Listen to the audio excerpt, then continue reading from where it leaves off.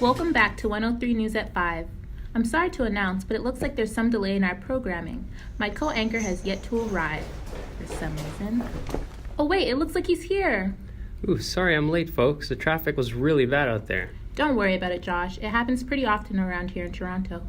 Coincidentally, today there's a story that covers how Toronto is attempting to implement a new charge to reduce congestion in the city. Well, it's about time. With us, we have an expert planner joining us to go in depth about the new congestion charge.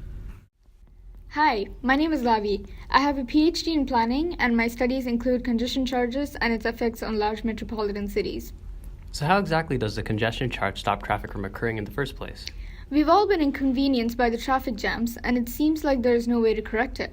This charge encourages the people who can take public transport or carpooling to do so, and that eases up on the number of vehicles on the road. This method has been tested out in major cities like London, Singapore, Stockholm, and Oslo, and they have seen positive results in the form of reduced number of vehicles on the road, increased use of public transport, improved road safety, shorter journey times, and the average speed of vehicles have decreased as well. Apart from the inconvenience of being on the road for a long time, there's also the environmental concern. The more amount of vehicles, the more air pollution. Milan originally implemented the charge to improve air quality in the city, and the charge helped to do that.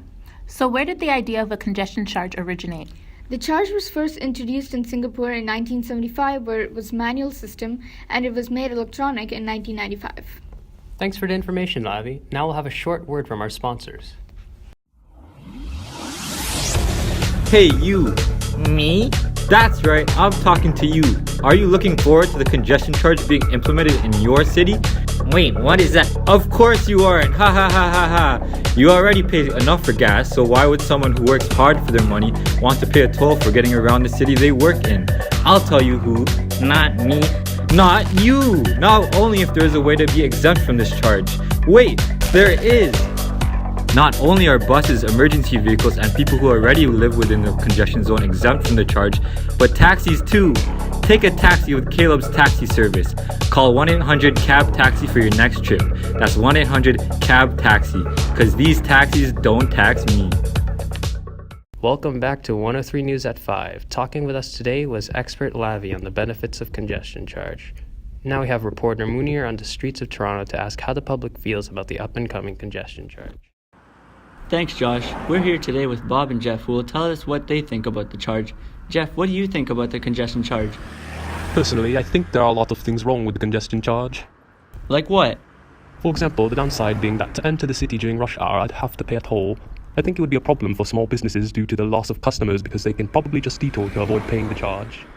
However, I know that the toll is there to discourage the use of cars and to promote a more sustainable form of transportation. I think these tolls are going to take some getting used to, however they will become a great tool in preventing congestion, and quite the moneymaker for the government. I hope they'll use some of that for the infrastructure around here as well. Well, that's one way to look at it. Thank you for your input, Jeff. Now what about you, Bob? How do you feel about the congestion charge? I think that the congestion charge will do great things for the city. I think it will reduce the overall traffic problems in Toronto, and that's a huge benefit for me personally. I also believe that the people who don't agree with the charge can just take a bus, since public transport is exempt.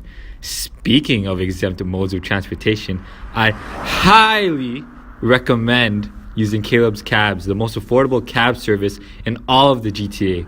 Call now at 1-800-CAB-TAXI. Okay, thanks for your insight on congestion charges, Jeff and Bob. Back to you, Josh and Nya. Well, that was certainly insightful. Hopefully viewers have gained a better understanding of the up-and-coming congestion charge and the effects it might have on the city. And that's all for today. Thank you for tuning in to 103's News at 5.